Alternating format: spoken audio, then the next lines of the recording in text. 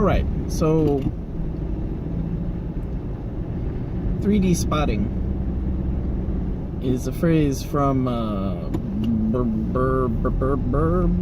Battlefield,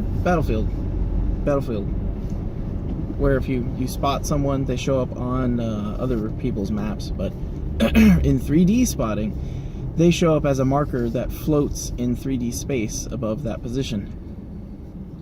Kind of derided as a game mechanic, but in PUBG, you can now 3D spot, which wasn't actually a very well advertised feature, but it's super useful. You can spot a point in space, in the 3D space, or rather a direction, I should say, and it will mark that direction on your squad mate's compass wheel dealy bopper. So you can spin around and look and see that there's a, look in the direction that the person has 3D spotted, right?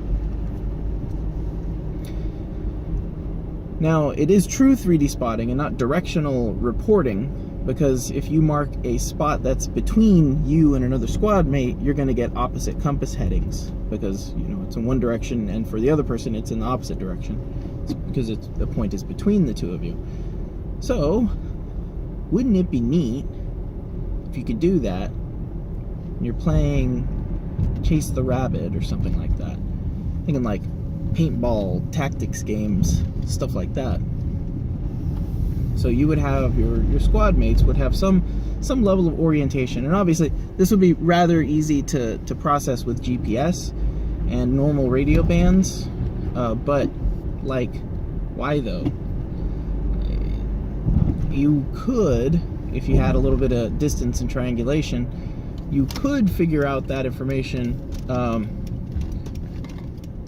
if you had positions set up for yourself. So if there's three of you in different positions, you had the ability to mark.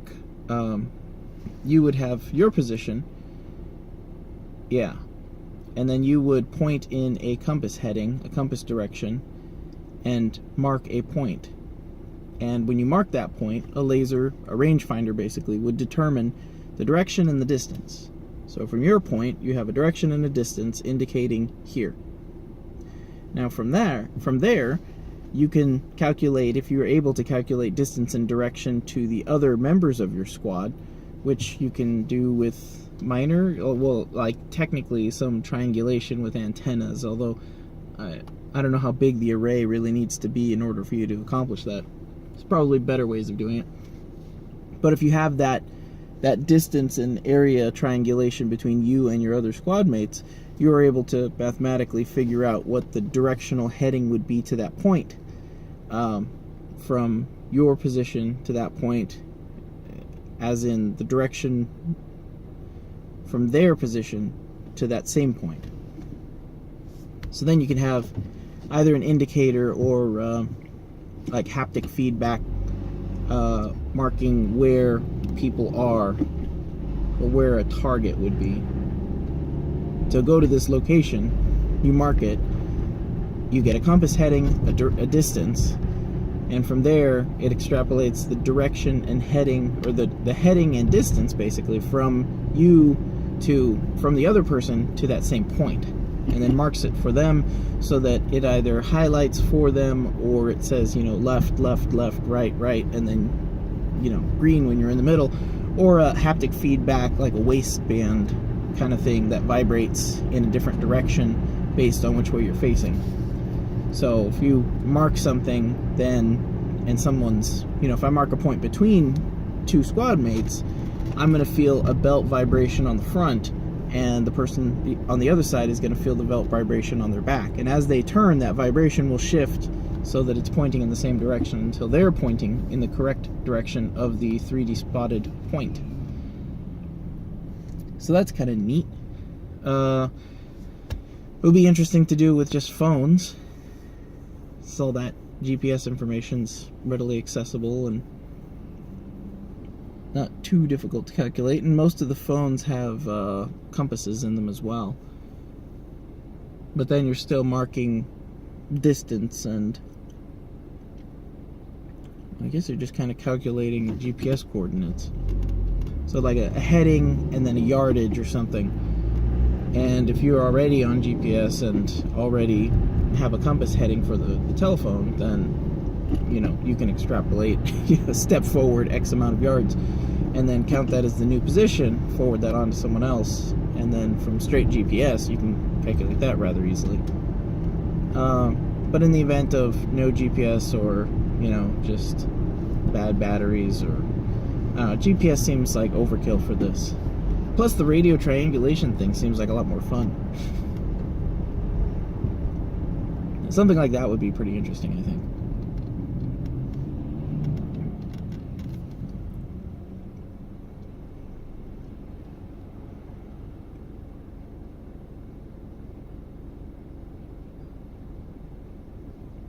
Had a morning meeting with someone who's a little bit of a freaker, so he knows more of the wireless stuff. That's more interesting because I've been interested in it, but haven't really had the time to put into it. So he seems like a good person to kind of ease my transition into it. And always good to have a resource who knows what they're talking about, so you can ask silly questions and get correct answers. So that's pretty neat.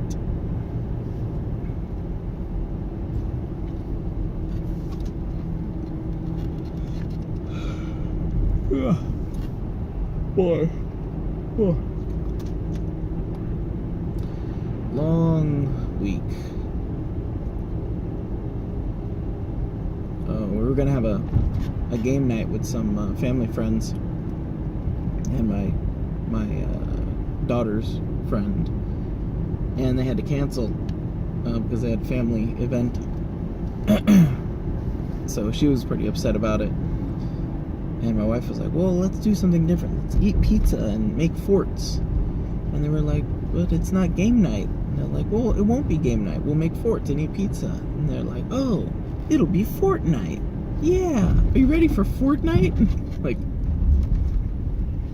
I know you don't know what that is, but just...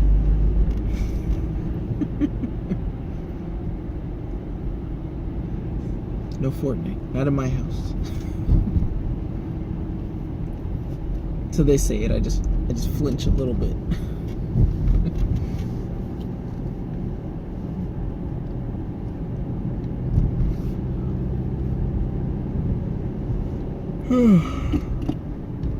Blah, blah, blah, blah. I guess I shouldn't. I just got a video from my wife a little bit ago of my son reciting a Bible verse. He's like 3. And in the background, my daughter's just running around going, and I'm like, how silly. And here I am, I just yawn, and I'm like, blah, blah, blah, blah. Just make noises with my mouth. I don't know where she gets it from. It's really, really strange.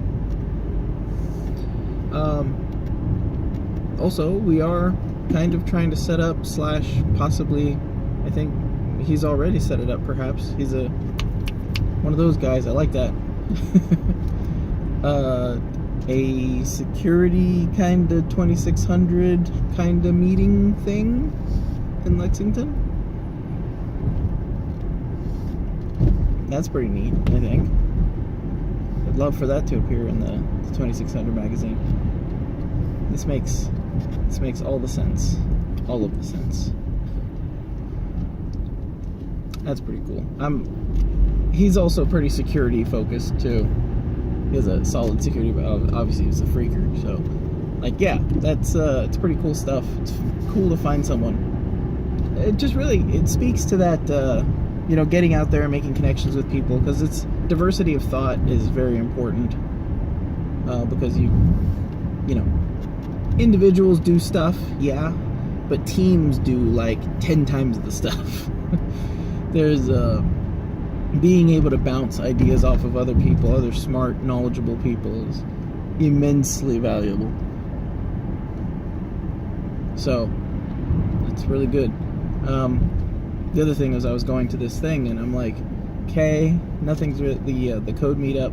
I'm like, this is kind of fun, but like nothing's really happening, and I'm getting some work done, but you know, it's kind of inconvenient, but whatever.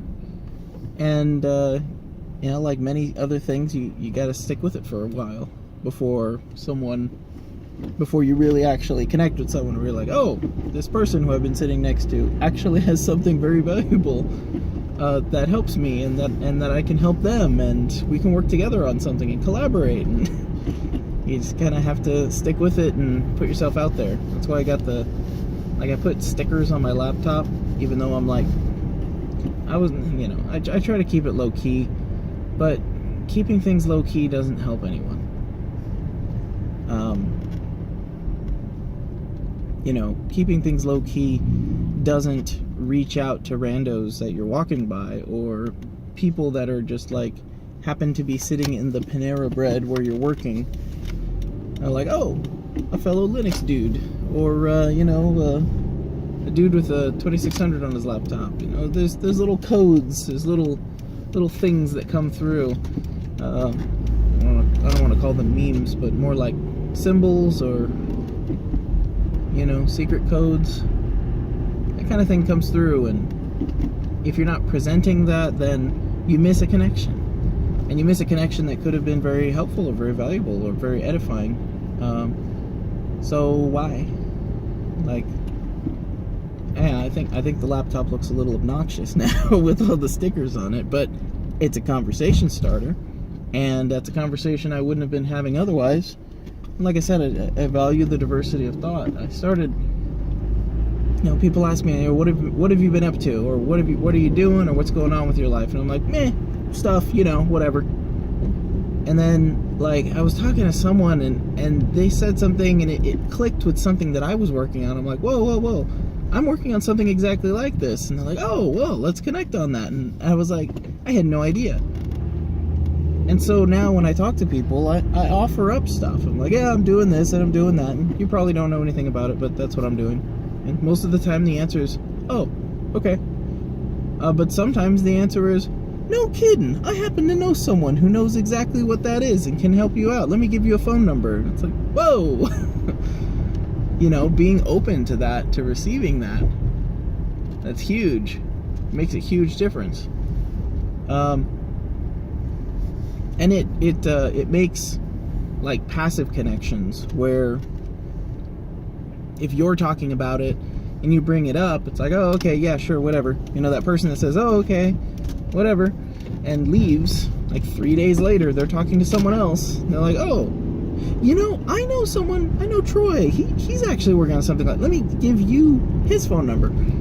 And then the connection is made. It's like passive, you know, what is it, interest, collecting interest. It's a passive feelers or something like that. I don't know. It's very interesting.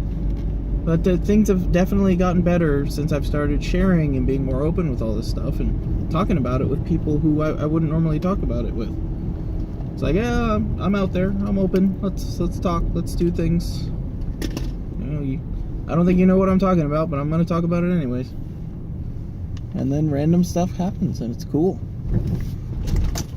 Pretty neat. Pretty neat. What to do this weekend? I do not know. We'll find out. Oh, I did want to say this, because I wasn't sure if I wanted to say it. A few nights ago, I dreamt about coding in Lisp and trying to figure out what was going on. Like, I was stuck on a coding problem in Lisp and I was doing stuff. I've been lisping a bit too much.